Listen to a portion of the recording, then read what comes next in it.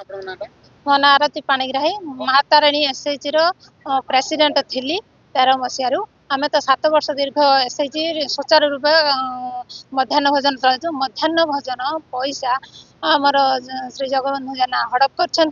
किसी टोटाल हिसाब दौना कमिटी मध्यम आम एसएचजी ग्रुप को खाद्य बहिष्कार कर किसी तदंत होना आम विभिन्न आड़िकी ग्रीभेन्सर देलु भद्रक ग्रीभेन्सर कलेक्टर जनइलु तो केते दिन नुहे आज्ञा आम यही डेट्र आम प्रेसिडेंट चेंज कलु आम लिखित पत्र आज्ञा रखीचु तापर आम आरटीआई मागिलु आम एसएचजी काटी आम जाना तापर जो आरटीआई मागिलु आम से जानिलु तो कमिटी मध्यम पछपटर तीर मारला भाया आमको से काटिकी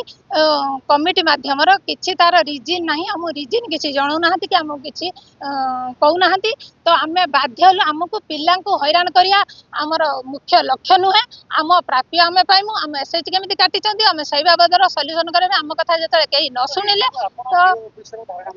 आम आज्ञा आम जनइचु मैडम कहले अम्य सार बुझे अम्य सार को आम 15 दिन है जाकि देखा कर लिखित भी देचु से सार भी कहले जे कि आम आपणकर पैसा पत्र सब ठीक अच्छे मुझे सारे यही डेट्रे देखूँ आम रिजल्यूशन कपी देलु से आम पाखर ग्रहण कले ना